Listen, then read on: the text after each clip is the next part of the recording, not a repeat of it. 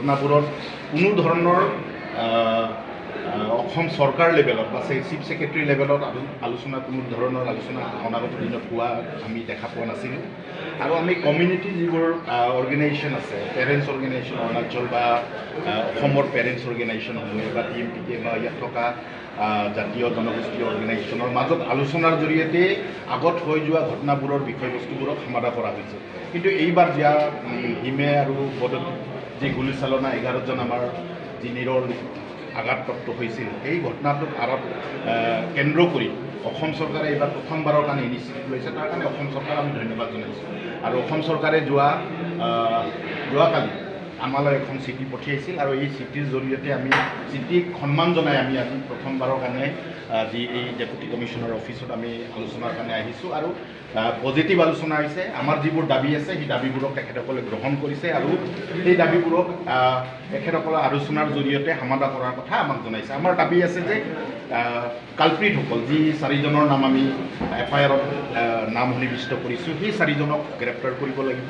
আৰু গ্ৰেপ্তাৰৰ সময়সীমা আমি বান্ধি দিছোঁ 48 আৱাৰ্ছৰ ভিতৰত।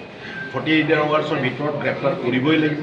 যদি গ্ৰেপ্তাৰ নকৰে তেতিয়াহ'লে তাৰ বিৰুদ্ধে আমাৰ যি আন্দোলন আছে, আন্দোলন অব্যাহত থাকিব। আৰু অনাগত দিনত আমি এই আন্দোলনক আমি আৰু মজবুতেৰে আগুৱাই নিম বুলি আমি তেখেতসকলক আজি এই মিটিঙৰ জৰিয়তে হোৱা আলোচনা আমি জনাইছোঁ।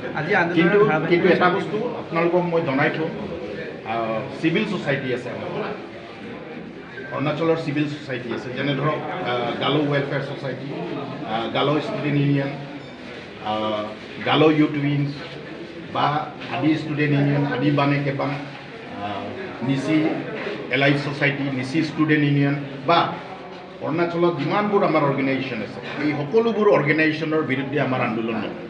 তেখেতসকলৰ লগত আমাৰ আলোচনা হোৱাৰ পাছত মোৰ TMPK কেন্দ্ৰীয় সমিতিৰ নেতৃত্বৰ লগত গালো welfare society, Galo student union আৰু অৰুণাচলত থকা আমাৰ যিমানবোৰ পেৰেণ্টছ অৰ্গেনাইজেশ্যন আছে, এখেতসকলৰ লগত আমাৰ বৈঠক আছে এই বিষয়টো। আৰু এখেতসকলেও এটাই বস্তু আমাৰ দাবী আছে, সেই দাবীটোৱে আছে কালপ্ৰিটসকলক এৰেষ্ট কৰি দিব।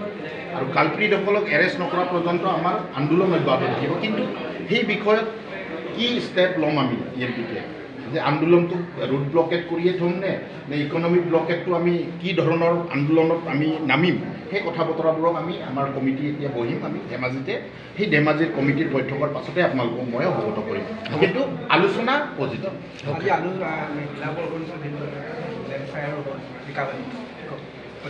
চাওক, পিকেটাৰ্ছৰ মাজত যদি ৰোড ব্লক সংগ্ৰামত বিশ্বাসী নহয়, তাৰ কাৰণে আমি অৰুণাচলৰ যিবোৰ গণ্ডগোল হয় সেই গণ্ডগোলত আমি আজি মিটিঙতো অৱগত কৰিছোঁ যে এখেতসকলে কিবা এটা গণ্ডগোল হ'লে বন্ধ কৰিব।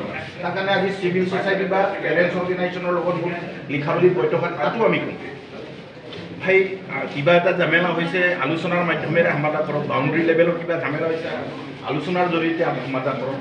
ভেগুটিয়ে ওলাইছে বেলেগ কথা, ভেগুটিটো মানুহ নমৰেতো, কিন্তু বন্ধুক উলিয়াই গুলিয়াব সেইটো বেয়া কথা।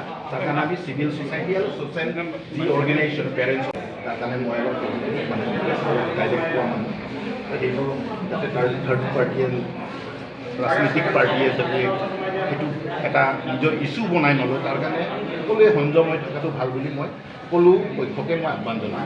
অৰুণাচলৰ মানুহটো জনাম মই, কাৰণ কালপ্ৰিট কেইজনমান আৰু সেই কালপ্ৰিট কেইজনমানৰ কাৰণে গোটেই অৰুণাচল ৰাইজে যাতে ভুক্তভোগী নহয় সেইটো মোৰ চোৱাৰ দায়িত্ব।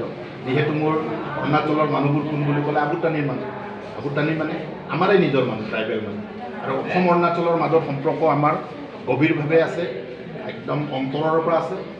আমাৰ অকল গভীৰ অন্তৰৰে কথা নহয়, অৰুণাচলৰ পৰা যিবোৰ মানুহ অসমত আহিলে ক'ৰবাই যদি এক্সিডেণ্ট হয় TMPK প্ৰথম যায়, আপোনালোকে নিশ্চিতভাৱে জানে। আৰু অৰুণাচলৰ সকলো মানুহে গম পায়। এতিয়া কোনোবাই ছ'চিয়েল মিডিয়াত আমাকে গালি দি আছে, একো নাই, প্ৰব্লেম নাই আমাৰ গালি দিয়াত, গালি দিছে আৰু নেজানি মেলি গালি দিছে। কিন্তু এনেধৰণৰ আমি এই কালপ্ৰিটসকলক যিসকল 11জন মানুহ গুলীবিদ্ধ কৰিছে, এই কালপ্ৰিটৰ এগেইনষ্টত আমাৰ আন্দোলন, অৰুণাচলৰ এগেইনষ্টত আমাৰ আন্দোলন নহয়, বা কোনো গালো জাতিটোৰ এগেইনষ্টত আমাৰ আন্দোলন নহয়, আদি মানুহৰ জাতিটোৰ এগেইনষ্টত আমাৰ আন্দোলন নহয়। আৰু যিসকলে থাৰ্ড পাৰ্টিয়ে এই ইছ্যুটো গ্ৰহণ কৰি ৰাজনীতি মুনাফা ল'ব বিচাৰিছে, সেইটোক মই সতৰ্ক কৰিব বিচাৰিছোঁ, এনেধৰণৰ কাম নকৰিব। কাৰণ অৰুণাচল অসমত থকা সকলো মানুহ নিজৰ এটা অন্তৰৰ পৰা এটা গভীৰ সম্পৰ্ক আছে। এই গভীৰ সম্পৰ্কক আমি সদায় আগুৱাই নিয়াৰ কথা